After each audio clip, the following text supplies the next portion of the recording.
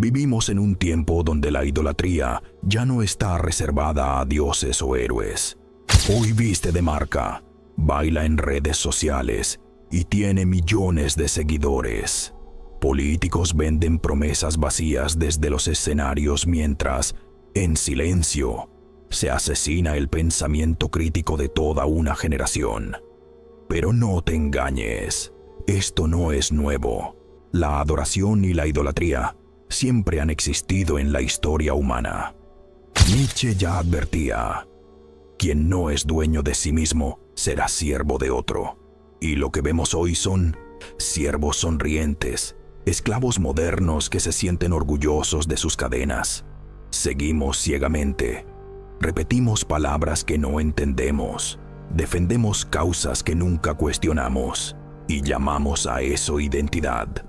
Pero ¿qué ocurre con una sociedad que no piensa por sí misma?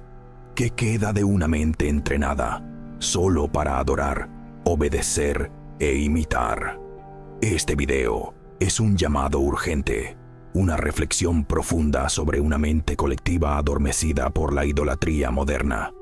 Vamos a entender cómo la adoración ciega está matando el pensamiento crítico, cómo los medios fabrican ídolos desechables y, lo más importante, cómo puedes escapar de este ciclo y recuperar tu lucidez mental. La mente muerta.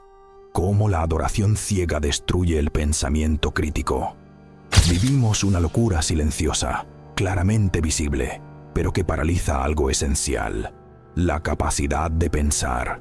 Hoy la mente ya no se estimula, se entretiene, ya no se desafía, se adiestra. Y en ese escenario, el pensamiento crítico muere sin que nadie lo note. Adoramos voces prefabricadas porque nos ahorran la angustia de reflexionar. Es más fácil repetir que cuestionar, más cómodo seguir que confrontar. Por eso los ídolos modernos ya no necesitan sabiduría, solo carisma, seguridad y ser incuestionables. Esta es la nueva idolatría, una fe disfrazada de opinión. Crees que eliges, pero solo obedeces. Crees que piensas, pero solo repites. Como decía Etienne de la Boétie, ellos son grandes solo porque nosotros estamos de rodillas. Y hoy vemos multitudes arrodilladas ante ídolos que se alimentan del silencio intelectual de sus seguidores. La mente muerta no es la que no sabe, es la que ya no quiere saber. Externaliza la verdad, externaliza la moral, externaliza el pensamiento. Confunde convicción con sabiduría y fanatismo con identidad. ¿Has notado cómo ciertos discursos se han vuelto sagrados? Si preguntas, te atacan. Si dudas, te cancelan. La idolatría moderna exige devoción total, no permite matices. Y ahí está el peligro. Donde no hay duda, no hay inteligencia.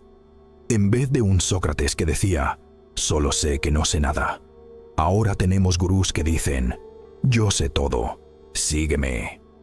La psicología llama a esto desconexión cognitiva. Cuando el cerebro, frente a alguien que aparenta tener todas las respuestas, apaga los filtros críticos, la persona entra en obediencia automática, como hipnotizada por el brillo del ídolo. Así nace la mente muerta. Una mente que no piensa, solo repite, no elige, solo sigue, no vive, solo consume.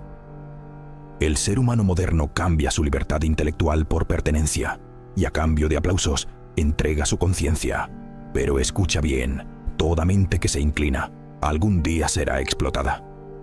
Y cuando despiertes, quizá ya te hayas perdido a ti mismo. La ilusión del ídolo. ¿Por qué necesitamos adorar a alguien?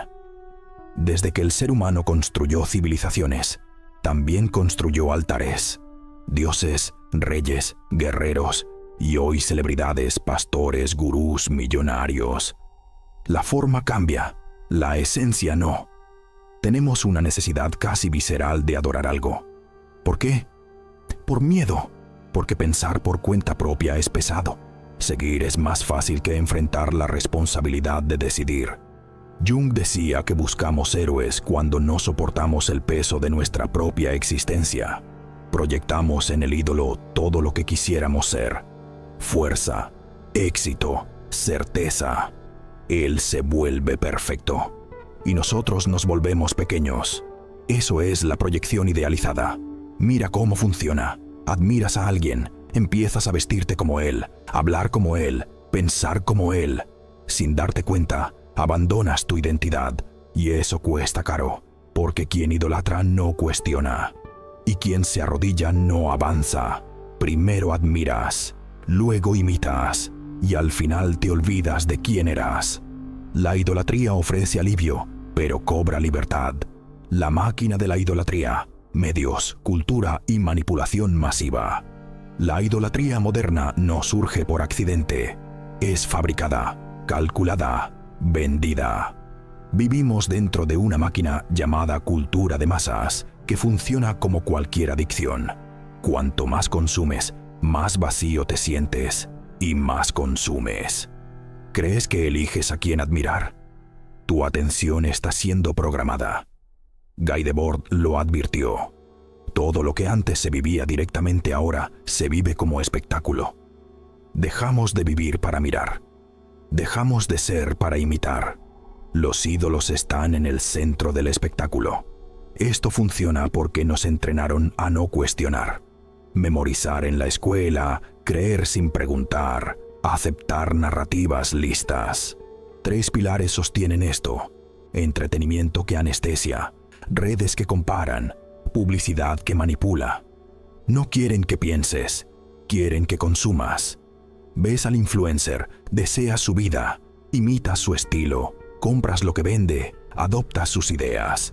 Crees que eres libre, estás siguiendo un guión. Y detrás ganan plataformas, industrias y élites que entendieron que el verdadero poder es controlar la mente. Marshall McLuhan decía: el medio es el mensaje. Hoy el medio son los algoritmos, máquinas que te dan exactamente lo que confirma tus creencias para mantenerte atrapado. La idolatría moderna es un sistema entero diseñado para hacerte olvidar quién eres. Y quien se olvida de sí mismo es fácil de manipular. Libérate del ídolo. Pensar como acto de rebeldía. No te digo que abandones tu fe, tu iglesia o a quien admiras. Haz lo que quieras, pero no apagues la mente para pertenecer. Creer es una cosa, someterse es otra. Admirar es sano, dejar de pensar no. La libertad no es irse, es permanecer consciente. Pensar de forma independiente no es ser rebelde sin razón, es tener criterio. Puedes escuchar, pero luego reflexionar. Puedes admirar, pero no adorar. Acepta lo que te expande, rechaza lo que te embrutece. El sistema teme a quien piensa por sí mismo, porque una mente libre no se arrodilla. Y eso es más revolucionario que cualquier protesta. Vuelve a los espacios que quieras, pero con conciencia. Mira contenido, pero despierto. Admira, pero cuestiona. Nunca aceptes nada que necesite tu ignorancia para sobrevivir. Hannah Arendt advirtió sobre la banalidad del mal. No el mal monstruoso, sino el que surge cuando la gente deja de pensar y solo obedece. Hoy ese peligro vive en las pantallas, en los ídolos incuestionables, en el consumo automático. No está en juego tu fe ni tus gustos. Está en juego tu mente. Cuanto más idolatría, menos pensamiento. Si quieres encontrarte, empieza desmontando lo que nunca cuestionaste. Lee lo que incomoda. Escucha lo que desafía. Pregunta cuando todos callan. Cuando te digan, sígueme, ten el valor de preguntar, ¿por qué? Kant decía que la iluminación es salir de la minoría de edad mental autoimpuesta. Basta de vivir de rodillas intelectuales. No naciste para adorar a otros. Naciste para construir tu propio camino con lucidez y coraje. Cuando la mente se arrodilla, la libertad muere y el ídolo gana.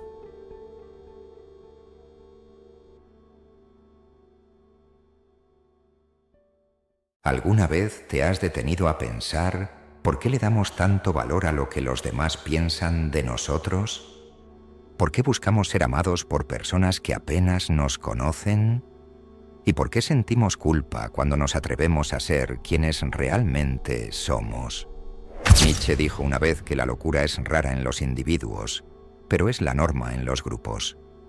Schopenhauer fue todavía más directo. La mayoría de las opiniones de las personas no tienen valor. Y Kierkegaard advirtió: la multitud es la mentira.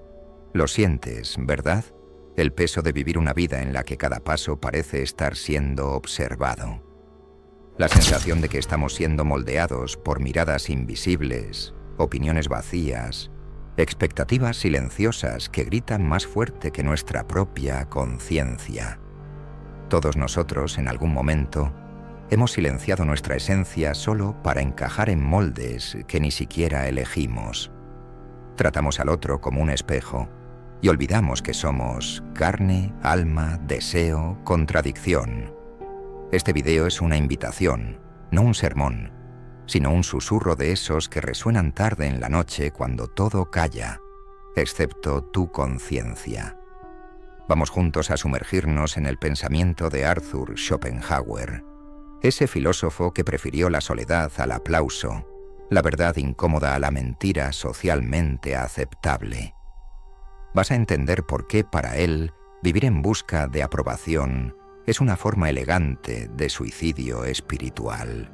Y tal vez, solo tal vez, descubras que todo aquello que creías ser tú en realidad era solo el reflejo del deseo de alguien más. Imagina que estás en un teatro lleno, las luces se apagan, el silencio se apodera del público y entonces sale esa escena. Tú, pero no tú, tú más íntimo. Es la versión vestida con lo que los demás esperan. Es el papel que te enseñaron a interpretar desde pequeño. El hijo obediente, el profesionista prometedor, la pareja ideal, el ciudadano ejemplar. El público aplaude, pero por dentro algo, en ti, permanece en silencio.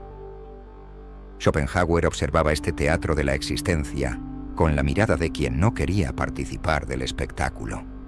Para él, la obsesión humana por la aprobación era más que un hábito, era una patología social.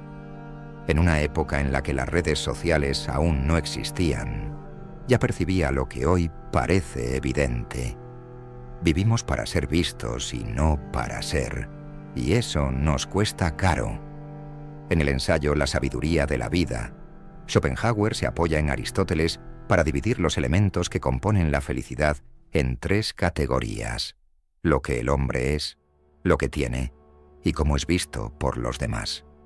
Y adivina cuál de ellas consideraba la más irrelevante, la última, porque depende de la mirada ajena, una mirada que cambia con el viento, con el estado de ánimo, con los prejuicios de quien observa.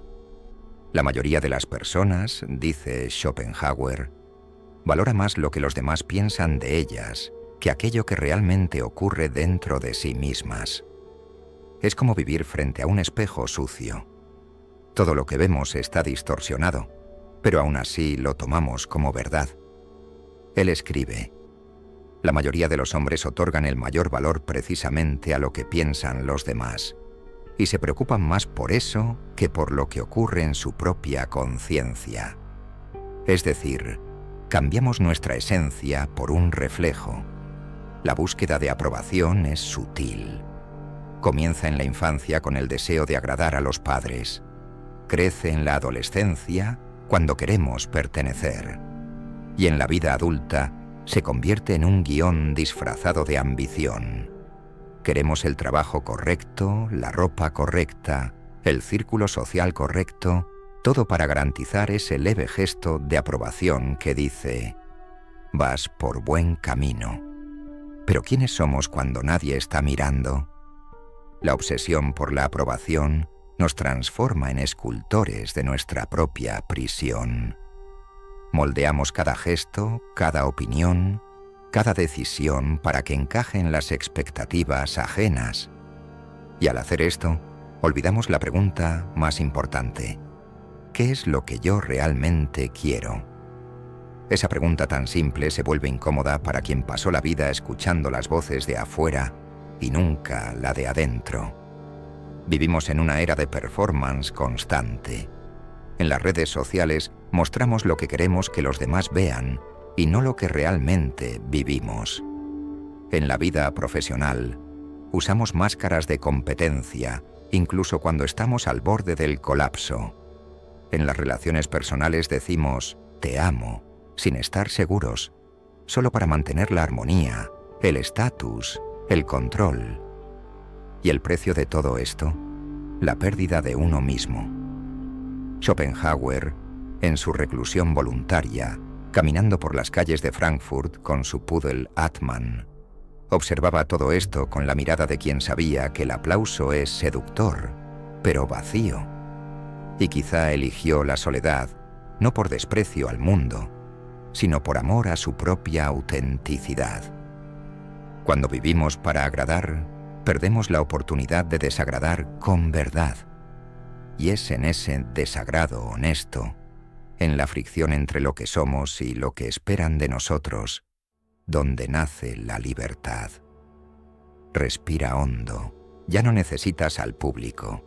El escenario es tuyo y tal vez sea hora de dejar de actuar. Ahora dime algo. ¿Alguna vez te has sentido estancado incluso cuando intentas cambiar? ¿Te has dado cuenta de que por más que leas libros, veas videos y te esfuerces, algo invisible te sigue arrastrando hacia los mismos patrones? Pues no es coincidencia y tiene una explicación.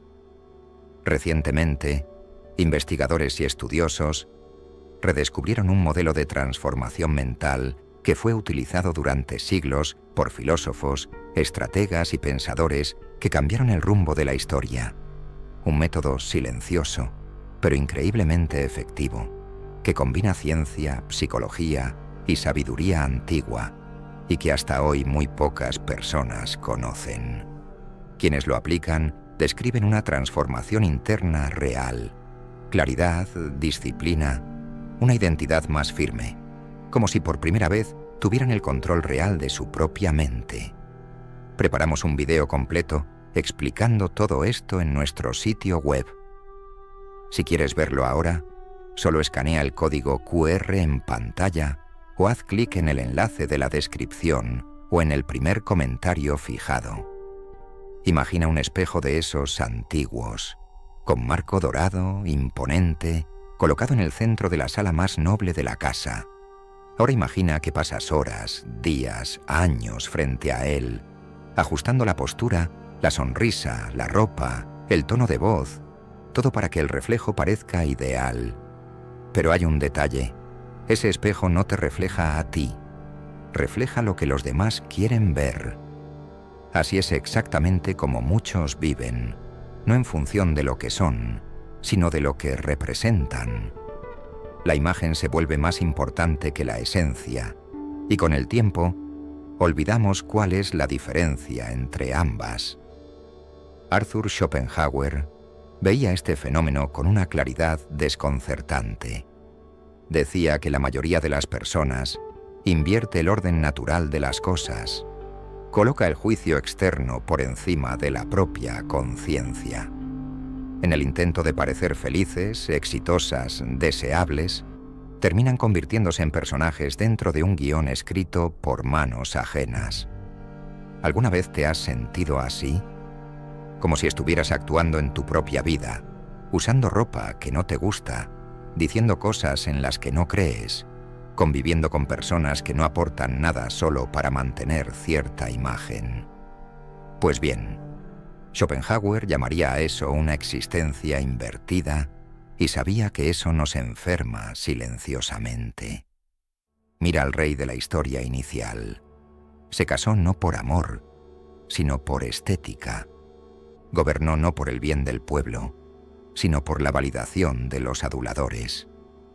¿Cuántos de nosotros hacemos lo mismo a menor escala, pero con la misma lógica? Adquirimos objetos no por necesidad, sino por estatus. Un coche que nos endeuda, pero impresiona. Una casa demasiado grande para nuestro silencio. ropa que grita sofisticación, pero ahoga nuestro verdadero estilo, todo cuidadosamente elegido para alimentar la mirada del otro. Schopenhauer entendía que esto no era solo una tontería, era una forma refinada de autoengaño. Cuando empezamos a medir nuestro valor por el reflejo que proyectamos, nos volvemos esclavos de una imagen que no nos pertenece. Y esa esclavitud es sutil, no tiene grilletes de hierro, sino algoritmos, filtros, likes. Él nos advierte: cuando la imagen se convierte en el centro de la vida, terminamos subordinándolo todo a ella, incluso nuestras virtudes. Dejamos de ser éticos, generosos, auténticos, si eso no genera aprobación. Empezamos a actuar de manera calculada, como quien juega ajedrez emocional con el mundo. Cada gesto es un movimiento táctico. Cada palabra, una moneda de valor social. ¿Y qué queda de nosotros cuando la función termina? Hay un dolor silencioso en todo esto. El dolor de nunca haber sido, solo de haber parecido, de mirarte al espejo, al verdadero, no al de la sala noble, y no reconocer a quién está ahí, de darte cuenta de que todo lo que construiste fue para los ojos de los demás, no para tu alma.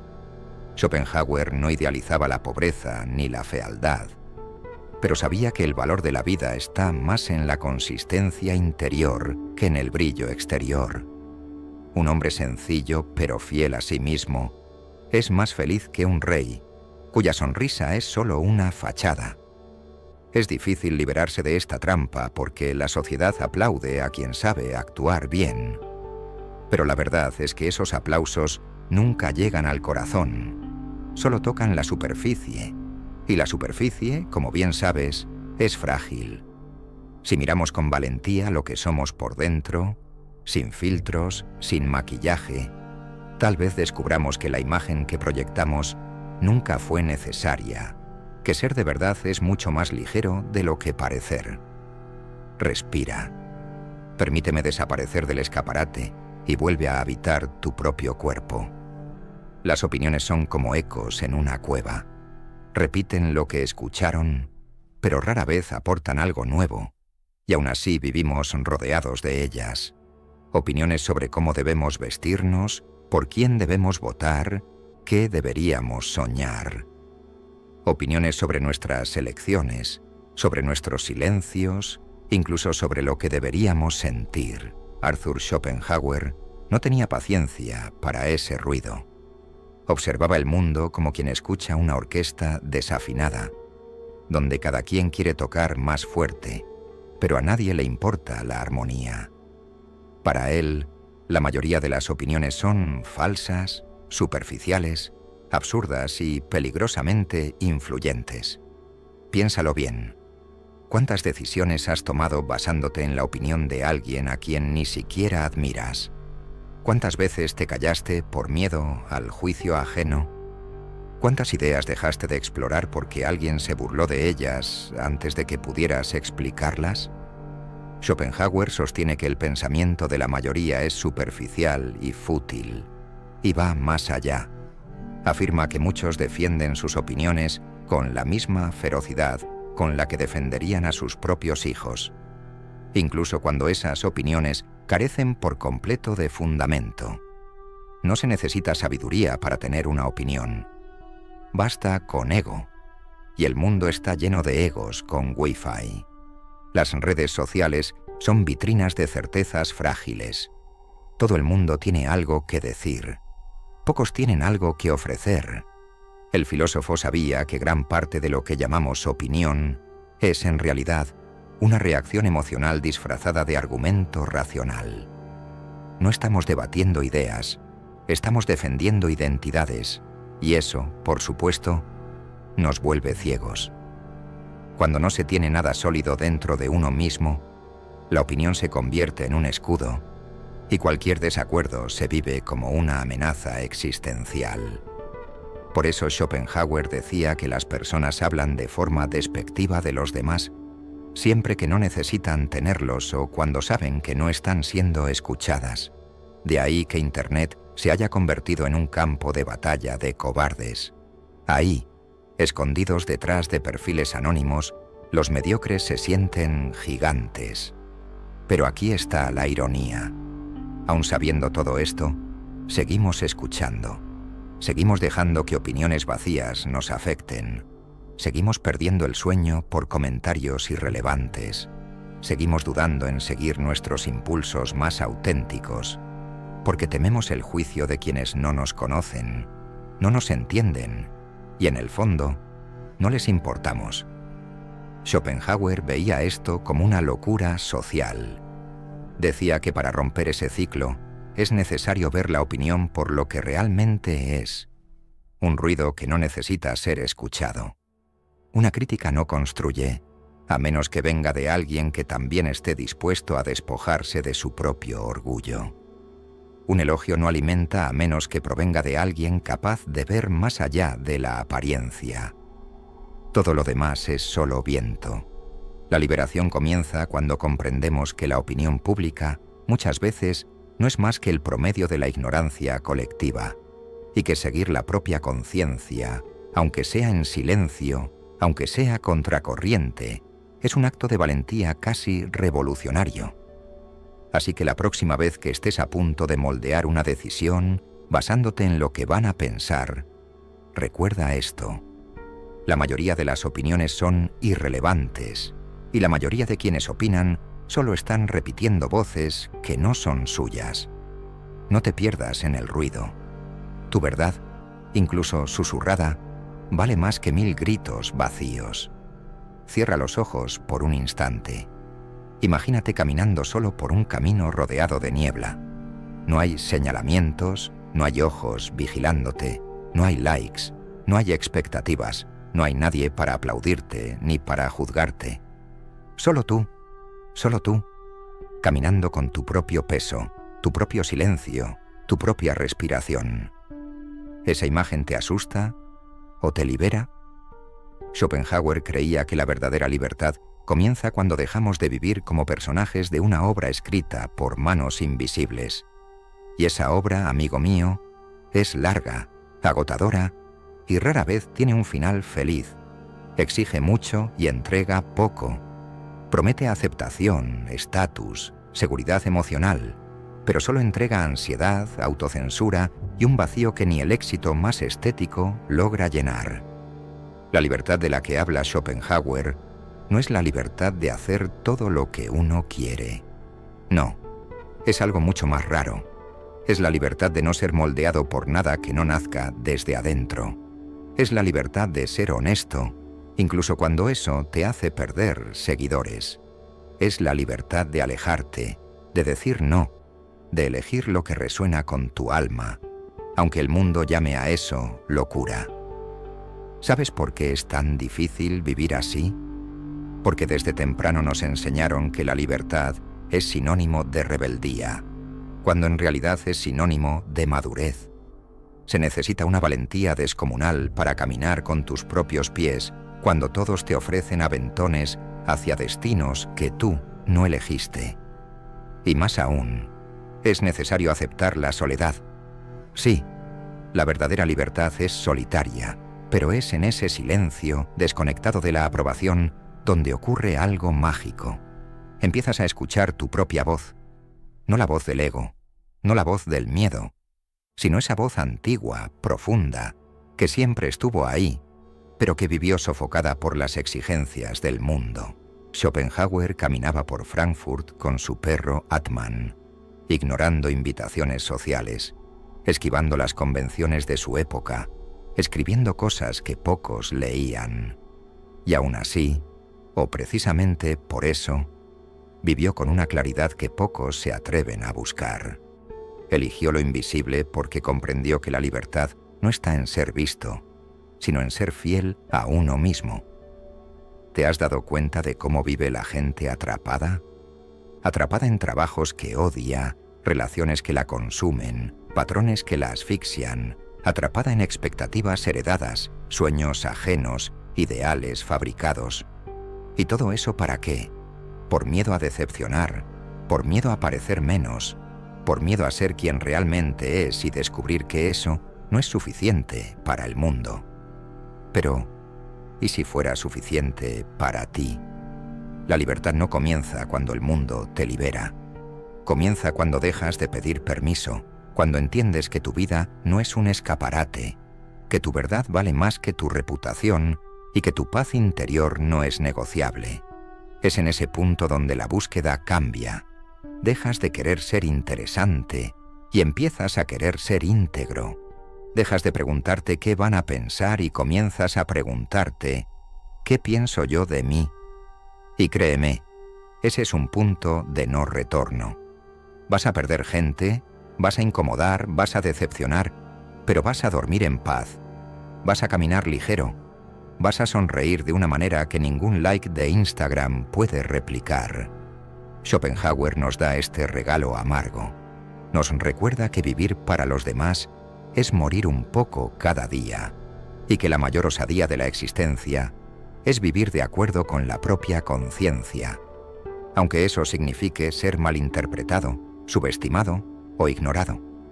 La libertad, en el fondo, no es un lugar, es un estado de presencia. Es un pacto silencioso que haces contigo mismo. No me vendo, no me edito, no me abandono. Así que respira y pregúntate, ¿estás viviendo o solo te estás presentando? Al final, todo se reduce a una elección silenciosa. Vivir como reflejo o como fuente. Vivir como quien busca público o como quien baila en la oscuridad solo para sí. Arthur Schopenhauer, con su lucidez casi dolorosa, no escribió para agradar, escribió para sacudir el alma, para hacernos desconfiar de los papeles que vestimos con tanto cuidado y que quizá nunca fueron nuestros. No quería admiradores, quería que pensáramos. Y pensar de verdad muchas veces es decepcionar. Vivimos tan adictos a los aplausos que olvidamos el sonido de nuestra propia respiración. Nos colocamos en vitrinas esperando ser elegidos, validados, elogiados, y en ese proceso nos rompemos en pedazos que ya ni reconocemos. Pero hay una salida, y no es espectacular ni ruidosa. Es íntima, casi invisible.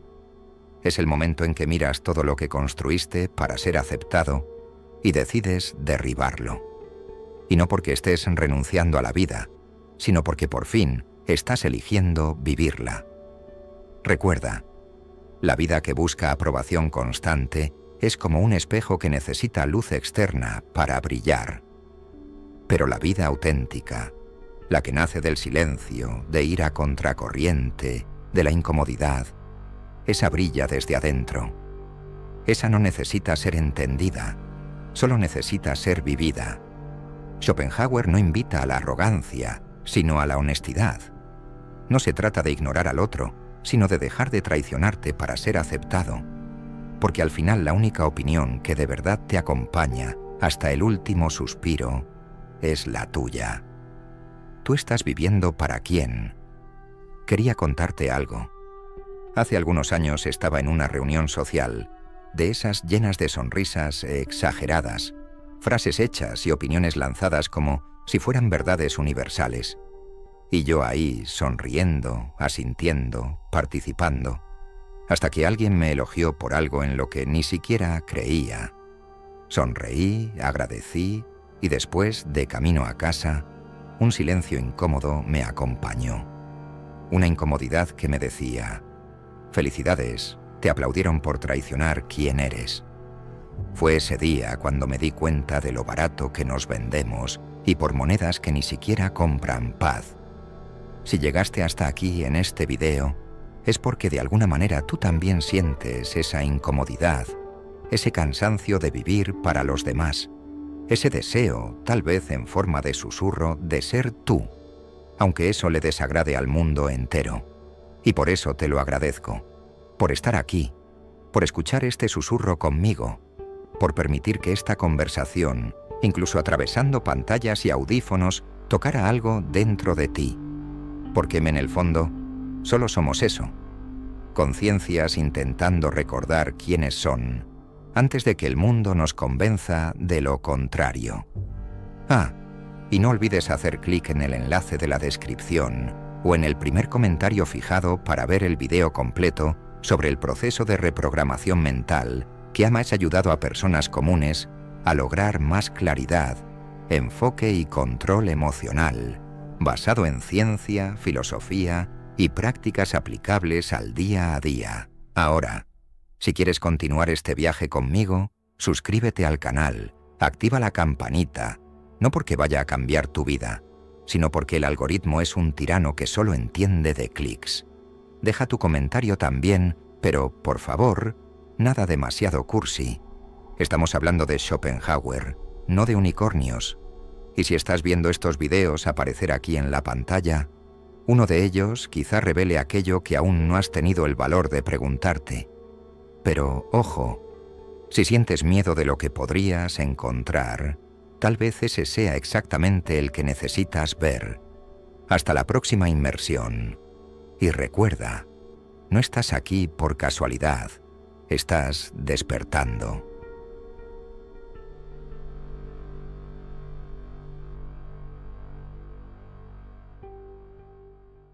¿Alguna vez has tenido la sensación de que algo está siendo escondido de ti?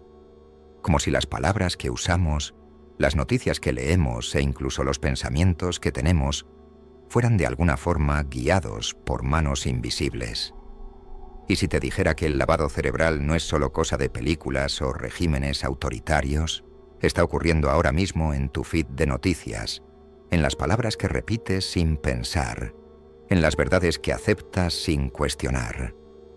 En 1949, George Orwell escribió 1984, un libro que parecía exagerado, un mundo donde el gobierno controlaba todo, el lenguaje, la historia, los sentimientos. Pero hoy suena como un manual de instrucciones. Y peor aún, lo estamos siguiendo.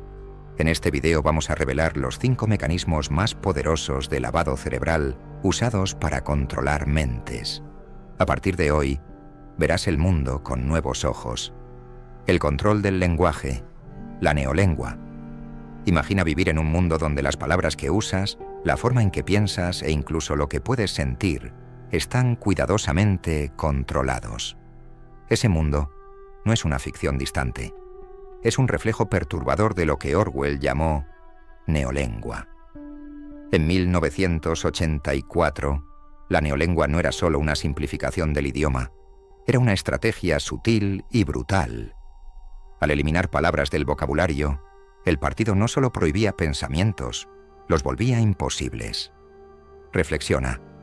Si la palabra libertad dejara de existir, ¿cómo describirías ese sentimiento? Y si injusticia fuera removida, ¿cómo reconocerías que algo está mal? La filosofía de Orwell se entrelaza con la psicología. El pensamiento humano depende del lenguaje.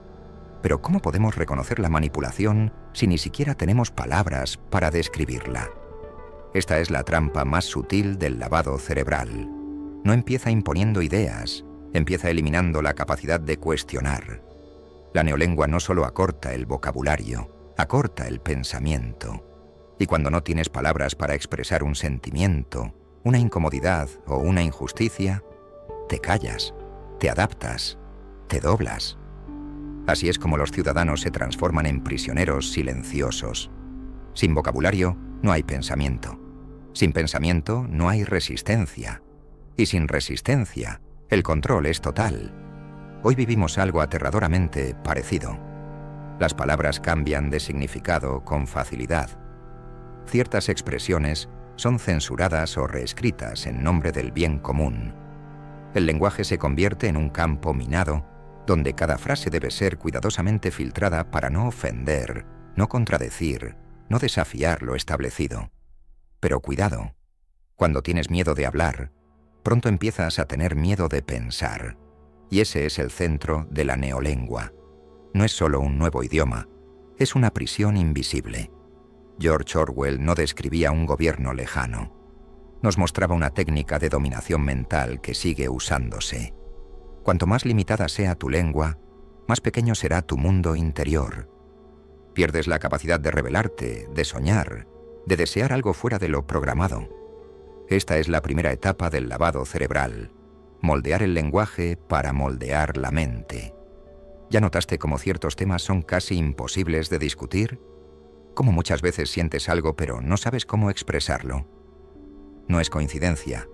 Es el reflejo de un sistema que te prefiere callado, confundido y obediente. Fíjate en las palabras que ya no puedes usar. Tal vez son las mismas que podrían liberarte. El doble pensar. Aceptar contradicciones sin cuestionar. Imagina una mente tan condicionada que puede creer dos ideas opuestas al mismo tiempo, sin notar contradicción alguna. Eso es el doble pensar. No es solo mentir, es creer en la mentira, incluso sabiendo en el fondo que es mentira. La guerra es paz, la libertad es esclavitud, la ignorancia es fuerza. Suena absurdo, pero mira el mundo actual. Personas que defienden la libertad de expresión, pero celebran la censura cuando afecta a quienes piensan distinto. Personas que critican la manipulación mediática, pero repiten narrativas sin cuestionar la fuente. Gente que dice amar la verdad, pero huye de cualquier hecho que desafíe sus creencias. Eso es doble pensar moderno. Ya no hacen falta armas. La mente condicionada hace todo el trabajo. Orwell escribió: controlar la percepción de la realidad es el secreto del poder. Quien controla lo que es real, controla cómo piensas, sientes y decides. El doble pensar destruye el pensamiento crítico, porque convierte la confusión en comodidad. Pensar duele. Aceptar es más fácil. En psicología esto se relaciona con la disonancia cognitiva, el malestar que sentimos al sostener ideas contradictorias. Pero en vez de reflexionar, muchos anestesian la mente con conformismo. Se adaptan para pertenecer. ¿Alguna vez defendiste algo que sabías que estaba mal? ¿Alguna vez sentiste que una historia no cuadraba, pero preferiste no pensar demasiado? Ese es el peligro invisible del doble pensar. Mata la duda. Y sin duda no hay libertad interior. La mente deja de discernir y se vuelve espejo del consenso. Cuando toda una sociedad practica doble pensar, la verdad se vuelve opinión y la mentira supervivencia. El control se completa, pero hay salida. Empieza con el valor de pensar de forma incómoda, cuestionar, examinar, dudar. Toda verdad profunda comienza como un pensamiento solitario. La vigilancia constante, el ojo del gran hermano. El gran hermano te observa. No era una advertencia, era una condena. La vigilancia no es solo cámaras o micrófonos, es la sensación permanente de estar observado. Y cuando crees que te miran, te autocensuras. En 1984, bastaba una expresión mal puesta para arruinar tu vida. La gente se vigilaba entre sí. El miedo era tan profundo que ya no hacía falta un opresor externo. Tú mismo te convertías en tu carcelero. Ahora mira tu vida. ¿Cuántas veces callas por miedo al juicio? ¿Cuántas veces te adaptas para no ser excluido? La tecnología creó un gran hermano más sofisticado. Los algoritmos saben qué deseas.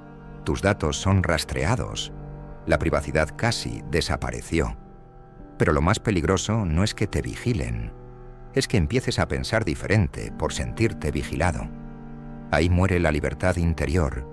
Empiezas a sonreír cuando quieres hablar, a sentir cuando quieres resistir, y poco a poco aprendes a callar tu conciencia.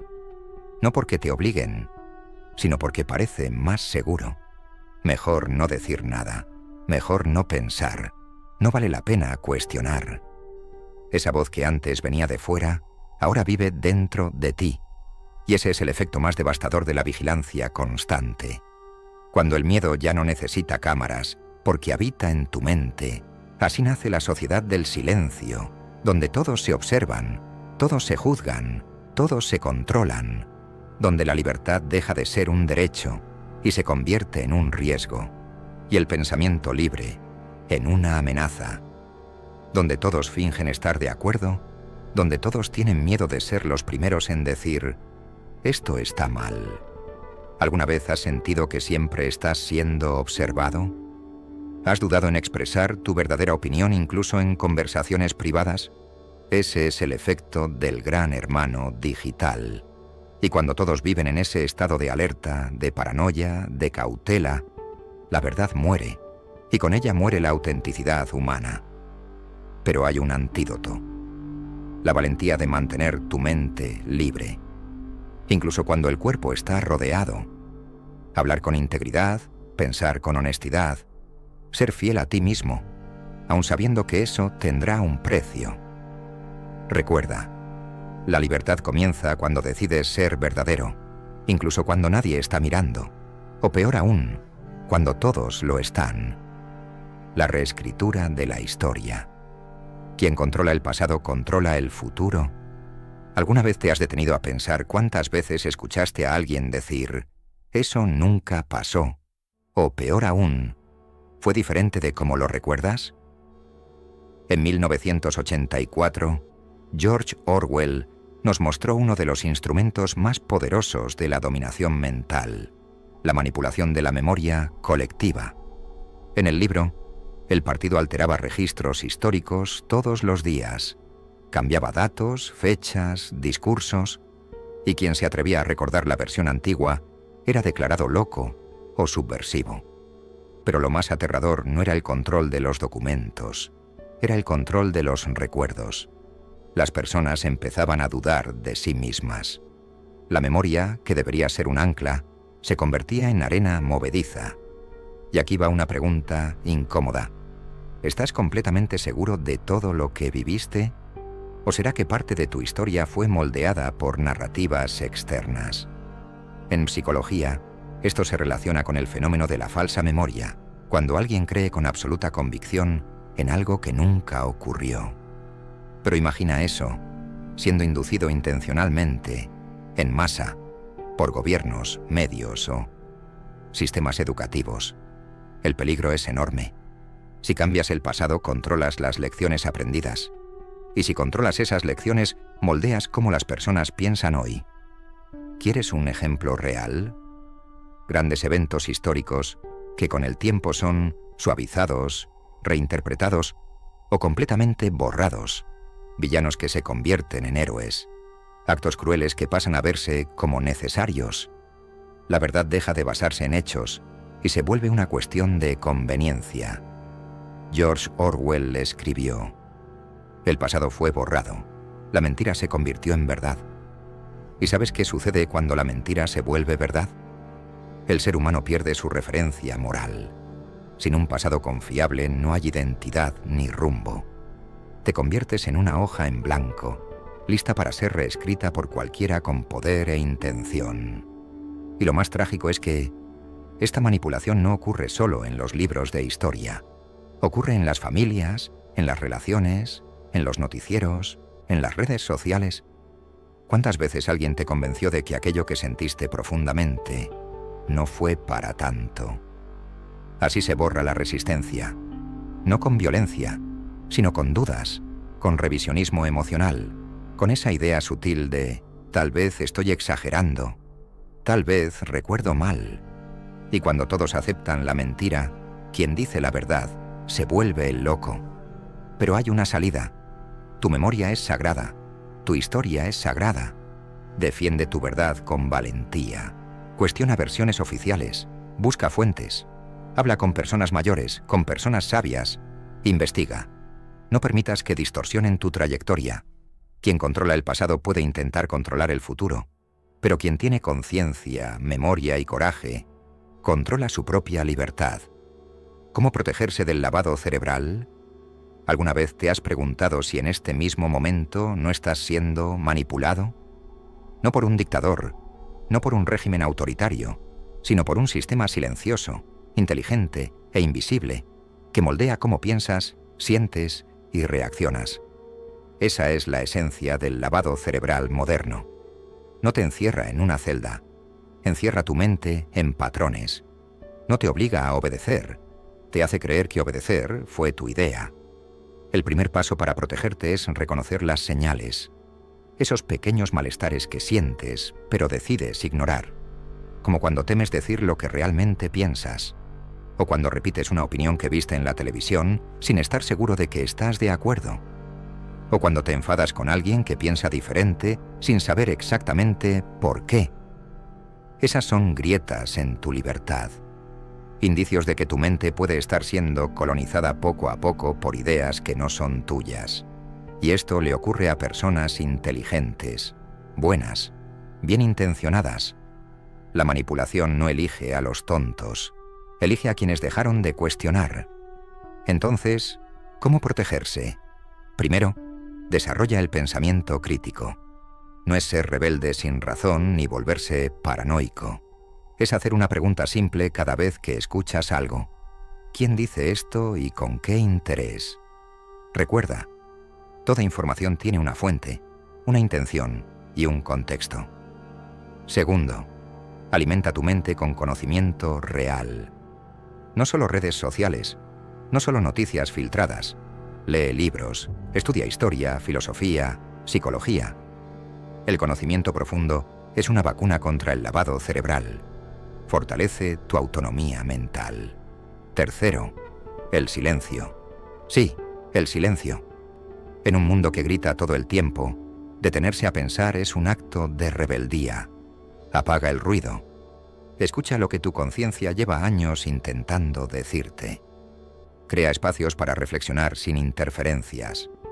Cuarto, conversa con personas que piensen diferente, que te desafíen, que te obliguen a analizar, porque si solo vives en burbujas que confirman todo lo que ya crees, no estás evolucionando, estás siendo condicionado. Y sobre todo, reconéctate con tus valores. Pregúntate, ¿qué creo realmente? ¿Por qué lo defiendo? ¿Que no estaría dispuesto a sacrificar jamás? Porque quien no sabe lo que defiende, termina defendiendo cualquier cosa. La protección contra el lavado cerebral no está en huir del mundo, sino en entrar en él con los ojos abiertos, una mente despierta y un alma que no se doblega. La mente libre es un acto de resistencia, y si llegaste hasta aquí, quizás ya seas más libre de lo que imaginas. Acabas de recorrer los engranajes invisibles de la manipulación mental. Y tal vez, por primera vez en mucho tiempo, estás viendo algo que siempre estuvo frente a tus ojos, pero que nadie quería que notaras. Vivimos en un mundo donde el lenguaje se filtra, la lógica se distorsiona y la memoria se moldea. Y lo más peligroso es que todo eso puede suceder mientras crees que eliges libremente. Eso es lo que hace el lavado cerebral. No grita, susurra, no invade tu mente, te invita a abrir la puerta. No necesita convencerte, solo necesita que dejes de pensar. Pero ahora ya sabes, ahora ya viste. Y una mente despierta nunca vuelve a dormir igual. El mundo necesita personas que piensen con claridad, que no se dejen arrastrar por la marea de la opinión pública, que tengan el valor de decir, esto no tiene sentido, o mejor aún, esto no es mío, me enseñaron a repetirlo. Esa es tu elección. Puedes vivir como un eco o empezar a vivir como una voz. George Orwell dijo, la libertad es la libertad de decir que 2 más 2 son 4. Si eso se concede, todo lo demás viene por sí solo. Si llegaste hasta aquí, es porque dentro de ti hay una semilla de lucidez, de rebeldía y de integridad. Quieres ser libre, no solo por fuera, sino por dentro. Así que te invito a ir un paso más allá. No cierres este video y vuelvas a la anestesia de la rutina. Reflexiona, cuestiona, observa y sobre todo, protege tu mente como se protege un tesoro, porque lo es. Y comenta abajo, yo elijo pensar por mí mismo. La estupidez no pide permiso para entrar en tu vida. Invade, ocupa espacio, consume tiempo y drena energía mental como un parásito cognitivo que se alimenta de tu atención. El hombre inteligente no gasta pólvora en buitres. Esta no es una frase hecha, es un principio de supervivencia psicológica. Mientras intentas corregir a quien nunca pidió ser corregido, estás perdiendo territorio en el único campo de batalla que realmente importa, tu propia mente. La indiferencia no es frialdad, es estrategia. Es la decisión consciente de no participar en un juego donde la única victoria posible es no jugar. Schopenhauer tenía razón cuando afirmó que la soledad es la herencia de todo espíritu superior. No porque el inteligente se aísle por placer, sino porque aprende temprano que ciertas batallas están diseñadas para destruir a quien las libra, no para ser ganadas. La cuestión central no es si debes o no responder a la estupidez. La cuestión es, ¿tienes el coraje de proteger tu claridad mental, incluso cuando eso significa parecer distante, frío o indiferente a los ojos de quien nunca entenderá tus elecciones? Porque en el mundo actual, donde todo el mundo tiene voz, pero pocos tienen algo que decir, la capacidad de filtrar el ruido no es opcional. Es cuestión de supervivencia intelectual. Existe una profunda confusión cultural entre indiferencia e insensibilidad. La sociedad confunde respuesta con compasión, reacción con empatía y silencio con desprecio. Pero la verdad filosófica es más brutal. La indiferencia es economía cognitiva aplicada. No se trata de menospreciar a las personas, sino de reconocer que la atención es el recurso más escaso que posees. Cada segundo invertido intentando iluminar a quien eligió la oscuridad es un segundo robado a quien realmente valora la luz. La mente inteligente comprende temprano que la corrección sin petición es invasión, no ayuda. Cuando intentas enseñar a quien no quiere aprender, no estás siendo generoso, estás siendo ingenuo. La estupidez no es falta de información, es una negativa activa a procesar información. Es el apego emocional a una versión simplificada del mundo que exige menos esfuerzo cognitivo. Responder a eso no es un acto de caridad intelectual, es un desperdicio táctico. Nietzsche observó con precisión quirúrgica que no hay hechos, solo interpretaciones. La estupidez vive en la negativa a interpretar. Se satisface con la primera explicación que confirma lo que ya creía. Intentar dialogar con este tipo de cerrazón mental es como intentar llenar un vaso boca abajo. Puedes verter todo el contenido del mundo, pero nada entrará. La indiferencia reconoce ese límite, no por desistir, sino por discernimiento. El filósofo no intenta convertir piedras en pan, simplemente se dirige a donde existen semillas fértiles. La inteligencia aplicada sabe que todo esfuerzo tiene un costo de oportunidad. Gastar tiempo con quien no respeta tu propio tiempo es firmar un contrato de pérdidas perpetuas. La indiferencia corta ese contrato antes de que se instale la bancarrota mental. No es frialdad, es preservación. Es la decisión madura de no sacrificar la claridad en el altar de la aceptación social, porque al final, quien intenta agradar a todo el mundo, termina no siendo nadie para nadie, ni siquiera para sí mismo. El problema real no está en ser frío o distante. El problema está en desperdiciar calor humano con quien nunca lo valoró. Tu energía emocional e intelectual es finita. Distribuirla sin criterio es bancarrota garantizada. La indiferencia establece fronteras. Dice, hasta aquí mi tiempo vale. De aquí en adelante no negocio más. Y esa frontera no se construye con arrogancia. Se construye con un autoconocimiento profundo sobre el valor real de tu recurso más preciado. La atención consciente. La mecánica psicológica de la estupidez es simple. Necesita combustible externo. Sola, languidece. Sin reacción, se marchita. La arrogancia ignorante no sobrevive en el vacío. Necesita público, confrontación, validación invertida, donde incluso la oposición sirve como prueba de relevancia. Cuando respondes, no solo estás perdiendo el tiempo, estás alimentando un ciclo vicioso donde la estupidez gana fuerza por la simple existencia de una respuesta. Piensa en la estructura de cualquier debate improductivo. No hay un intercambio real de ideas, solo hay una disputa por territorio emocional. Un lado no quiere aprender, quiere vencer. El otro no quiere enseñar, quiere probar superioridad. El resultado es predecible. Ambos salen más convencidos de sus propias posiciones de lo que entraron. La neurociencia ya ha demostrado que el cerebro humano está diseñado para defender creencias, no para examinar verdades. Cuando se enfrenta a información que contradice sus convicciones, el cerebro activa las mismas regiones asociadas al dolor físico. Discrepar no es un ejercicio intelectual para la mayoría de las personas. Es una amenaza literal al sentido de identidad. La estupidez se aprovecha de eso, transforma cualquier desafío en combustible para la victimización o la superioridad moral. Responder es validar. Discutir es reconocer que existe algo que discutir. La indiferencia elimina esa validación de raíz.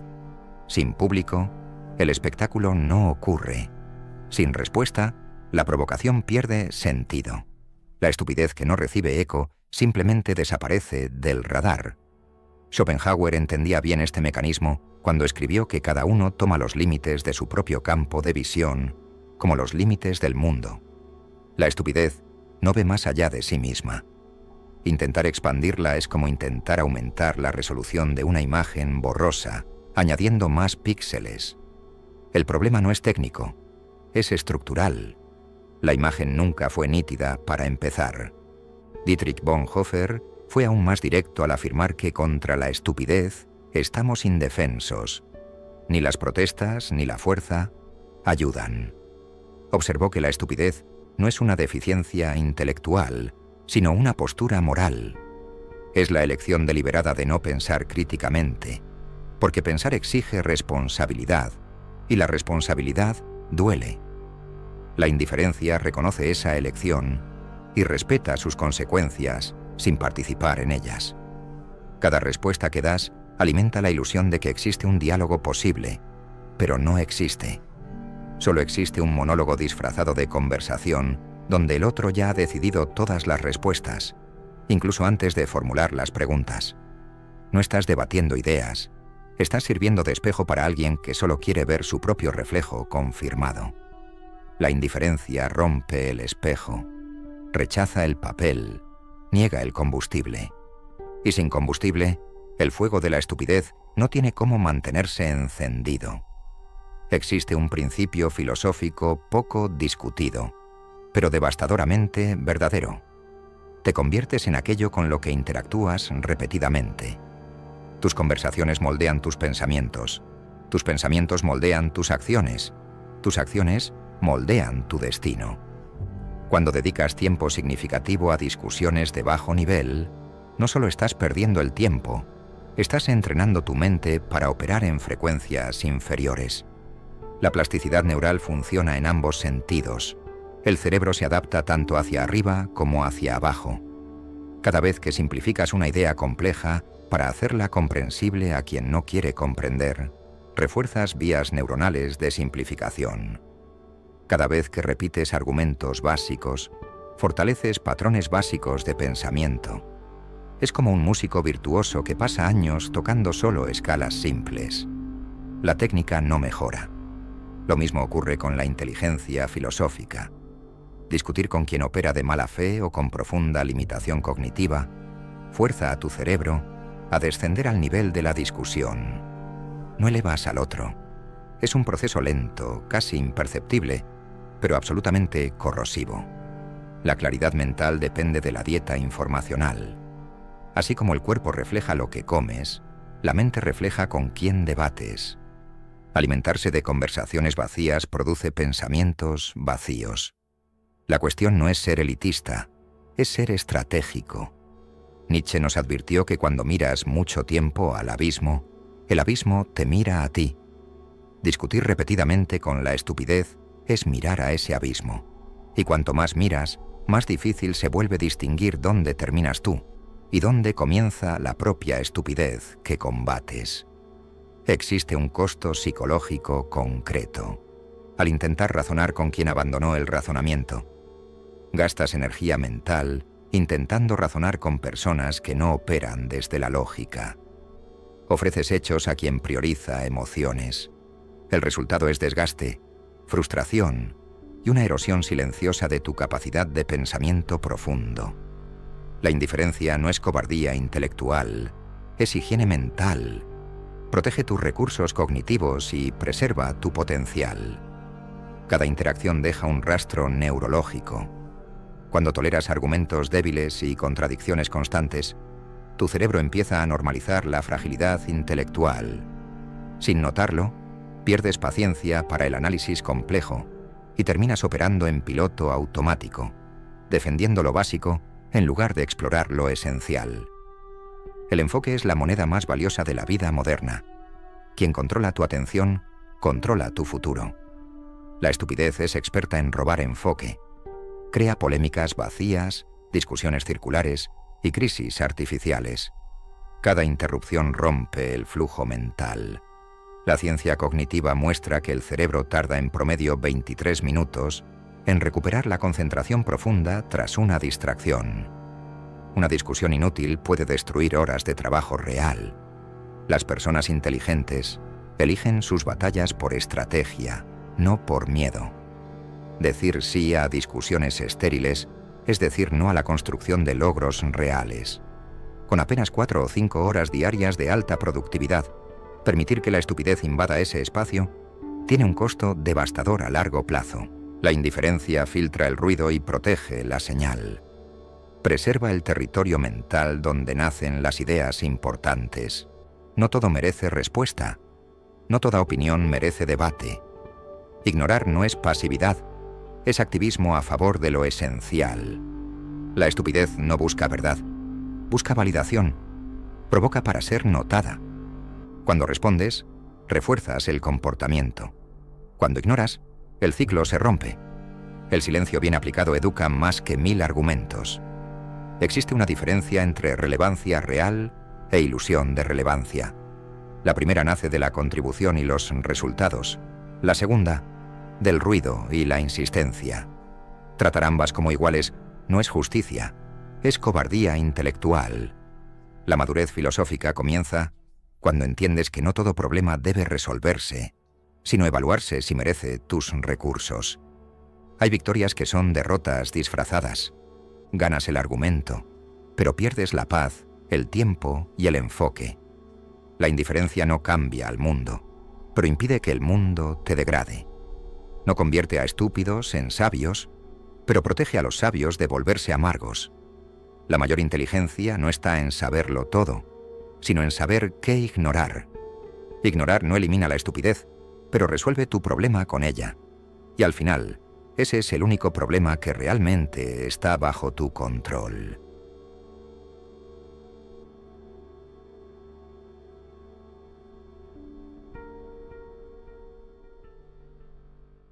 Imagine esto. Usted pasa la vida entera intentando encajar. Modela su forma de hablar, su ropa, sus elecciones, todo en busca de aprobación. Se dobla ante expectativas que ni siquiera son suyas y poco a poco se aleja de quien realmente es. Teme ser juzgado.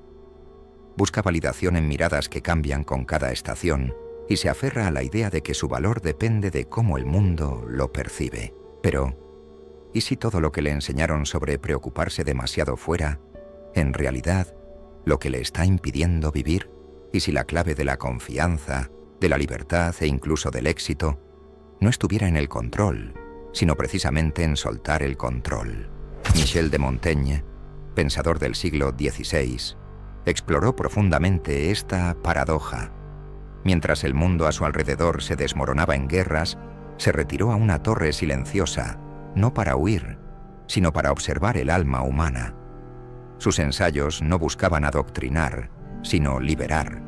Y su filosofía, lejos de ser abstracta, es una brújula para quienes desean vivir con ligereza, autenticidad y paz interior. Montaigne desafió lo que entendemos por éxito, cuestionó la necesidad de agradar y señaló un camino de serenidad, el desapego. En este video vamos a recorrer ese camino. Vamos a mirar la ansiedad por agradar, el miedo a fracasar, la adicción al control, y con Montaigne como guía, descubrir qué ocurre cuando usted simplemente deja de importarse por aquello que nunca importó de verdad. Desde temprana edad se nos enseña a creer que, si controlamos todo, estaremos seguros.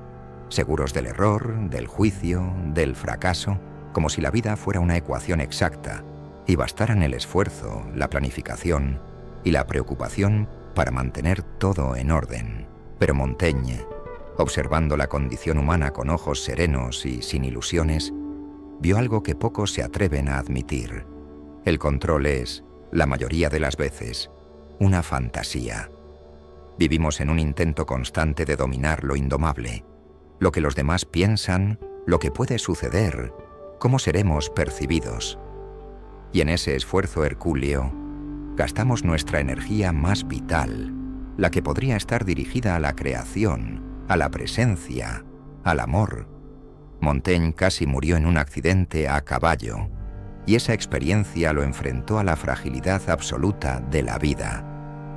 Comprendió que ningún plan, ninguna precaución, ninguna preocupación obsesiva lo habría salvado de aquel azar. Y paradójicamente, fue en ese momento cuando algo se iluminó en su alma. Vivir no es controlar. Vivir es aceptar el flujo. Escribió: «Mi vida ha estado llena de terribles desgracias, la mayoría de las cuales nunca ocurrieron». Esta frase simple desmonta toda una mentalidad moderna. ¿Cuántas angustias carga usted por escenarios que jamás se concretaron? ¿Cuántas noches perdió intentando prever el futuro o corregir el pasado? ¿Cuántos diálogos ensayó en su mente esperando controlar reacciones que nunca llegaron? La verdad es que el esfuerzo por controlar nos aleja de la realidad, nos impide escuchar lo que la vida está diciendo ahora. Y de forma irónica, cuanto más intentamos sujetar las riendas, más inestable todo parece volverse. Montaigne nos invita a mirar esta obsesión con ternura y luego soltarla suavemente, porque la vida en su esencia no es una máquina que deba operarse. Es un organismo vivo, lleno de sorpresas, y solo florece para quienes tienen el valor de bailar con lo imprevisible. Existe una fuerza invisible que guía silenciosamente muchos de nuestros pasos, el deseo de ser aceptados. Desde la infancia aprendemos que la aprobación es recompensa, una mirada de orgullo, un elogio, una señal de pertenencia. Y así, poco a poco, comenzamos a construir nuestra identidad en torno a lo que agrada a los demás. Pero Michel de Montaigne observó con precisión incisiva que este camino conduce a un laberinto interior. Cuando vivimos en función de la aceptación ajena, perdemos contacto con lo que es verdaderamente nuestro. Él escribía para entenderse, no para convencer. No buscaba aplausos, sino autenticidad. Y tal vez por eso, sus textos resuenan tan profundamente hasta hoy. Porque Montaigne tuvo el raro coraje de pensar por sí mismo en un mundo que exigía conformidad. La búsqueda de validación es sutil, casi imperceptible. Está en la elección de la ropa, en la omisión de una opinión, en la adaptación constante al entorno. No queremos incomodar, no queremos decepcionar, pero al evitar el malestar del otro, nos encerramos a nosotros mismos. Y lo más trágico es que esa validación, cuando finalmente llega, no nos satisface, porque no fue dirigida a nuestro yo verdadero, sino a la máscara que usamos para ser aceptados. Montaigne propone otro camino: conocerse tan profundamente, aceptarse con tanta integridad, que la opinión ajena pierda el poder de herir o moldear. Nos invita a preguntarnos: ¿a quién está usted intentando agradar y por qué? ¿Cuántas decisiones de su vida, profesionales, afectivas, existenciales, fueron tomadas por miedo al juicio y no por un deseo genuino? Cuando deja de buscar aceptación en todas partes, descubre algo raro y valioso: la aceptación de sí mismo. Y desde ahí, las relaciones se vuelven más honestas, las decisiones más livianas y la vida silenciosamente suya. Contrario a lo que muchos piensan, el desapego no es frialdad, no es indiferencia, apatía ni huida de la vida. El desapego es claridad, es la sabiduría de distinguir entre lo que merece nuestra energía y lo que solo nos consume. Es saber soltar, no porque no importe, sino porque ya no vale la pena aferrarse. Montaigne comprendió esta paradoja con profundidad. Observó cómo las personas vivían atrapadas en resultados, expectativas e imágenes idealizadas de sí mismas, y cómo eso generaba una tensión constante, una ansiedad corrosiva. No proponía renunciar a la vida, sino vivir con ligereza, actuar con dedicación, pero sin obsesión, amar sin posesividad, buscar sin perderse en el camino. En su retiro escribió: no por obligación, sino por curiosidad, no para ser reconocido, sino para comprenderme. Y es en ese espacio sin esfuerzo compulsivo, en ese vacío creativo, donde el alma florece. ¿Cuántas veces en su vida logró algo precisamente cuando dejó de forzar, cuando dejó de intentar convencer, impresionar o conquistar?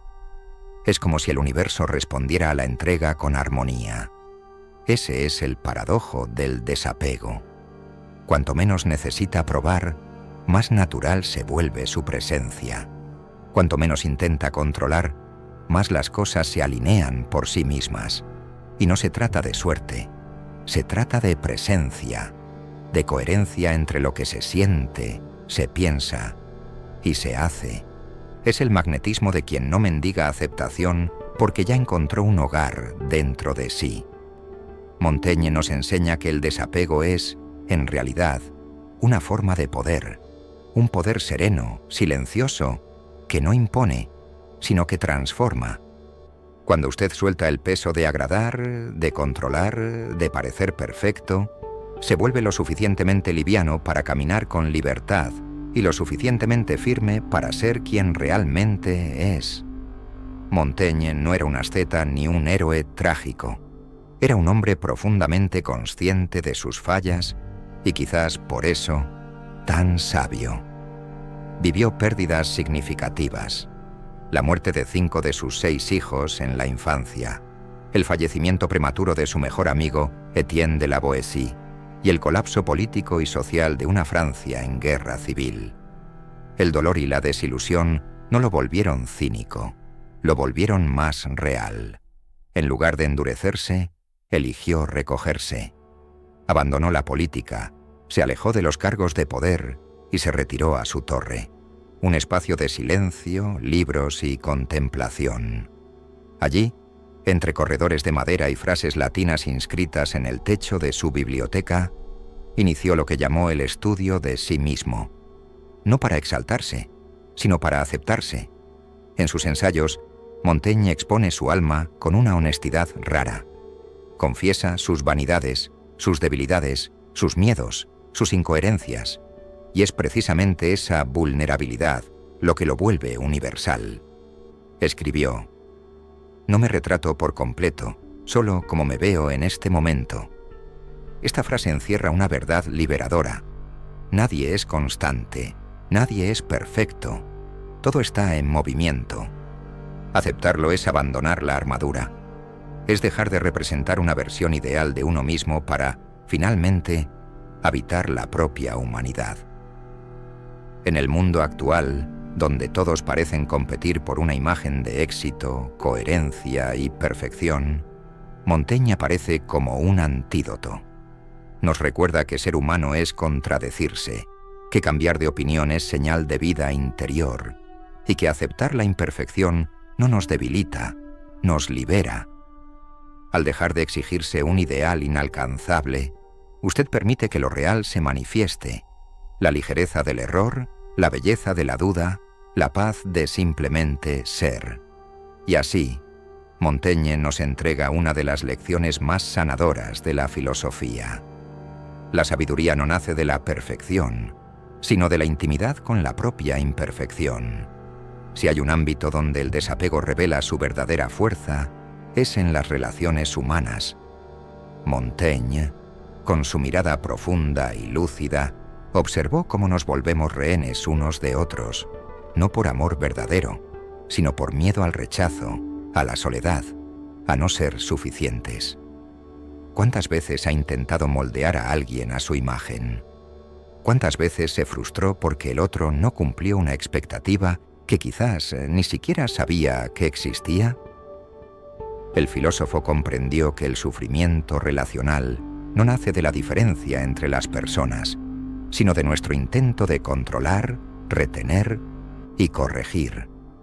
En su obra escribió con ternura sobre su amistad con la Boétie, una conexión que no exigía ni cobraba, simplemente era. Una amistad libre de posesividad fue para Montaigne una revelación de lo que es posible cuando se ama sin intentar poseer. Nos propone un ideal poco común. Relaciones basadas en la presencia, no en la exigencia, en la entrega, no en el dominio. Y aquí aparece el paradojo. Cuanto más intenta retener a alguien, más se aleja. Pero cuanto más permite que el otro sea, más elige quedarse. La libertad en las relaciones no es ausencia de vínculo, sino la negativa a convertir al otro en un espejo de nuestras inseguridades. Montaigne nos enseña que el verdadero encuentro entre dos almas ocurre cuando ambas caminan lado a lado, no por obligación, sino por elección. Esa libertad es magnética, genera respeto, admiración y profundidad. Atrae no por la fuerza, sino por la ligereza, no por el control, sino por la autenticidad. Pregúntese, ¿cuántas de sus relaciones están basadas en el miedo a perder y no en la alegría de compartir? La respuesta puede doler, pero también puede liberar. Hay un instante silencioso, casi imperceptible, en el que algo dentro de nosotros simplemente se suelta. No es rendición ni debilidad. Es una forma de sabiduría que no nace de la razón, sino de una extenuación sagrada. Es el momento en que comprende que no puede controlar todo, que no necesita probarse todo el tiempo, que cargar tantas preocupaciones no tiene sentido. Ese momento Montaigne lo conocía bien, y es a partir de ahí que su filosofía florece, la entrega no como renuncia, sino como reconciliación con la vida. No proponía pasividad, sino una acción libre de angustia, una vida comprometida, pero sin exigencias de garantía. Comprendió que existe una paz profunda, que solo nace cuando dejamos de resistir la impermanencia del mundo. Y esa paz es revolucionaria, porque al soltar el control, usted se vuelve más liviano, ve con mayor claridad, actúa con más coherencia y se abre a lo inesperado. ¿Qué sucede cuando deja de importarle lo que los demás piensan?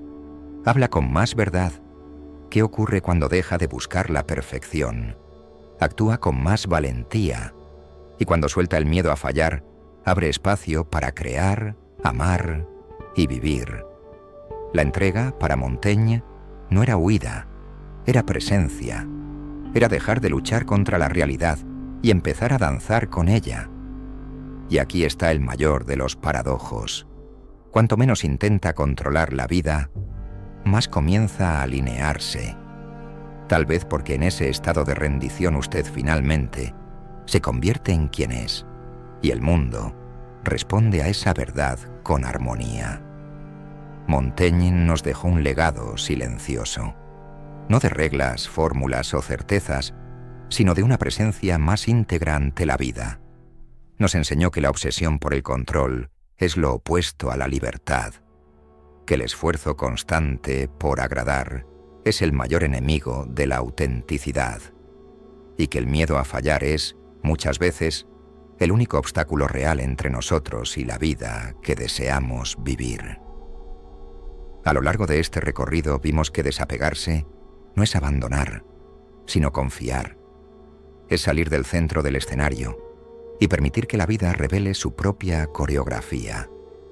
Y aquí está el misterio más bello de todos. Cuando deja de importarle lo que no importa, lo que realmente importa comienza a florecer. Cuando suelta el miedo, llega la valentía.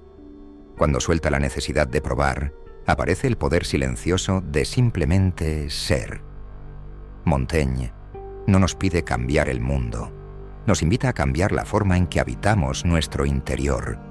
Y cuando eso sucede, el mundo que nos rodea también cambia. ¿Y usted qué está sosteniendo con tanta fuerza que ya comenzó a herirlo? ¿Qué podría ocurrir si por un momento simplemente soltara?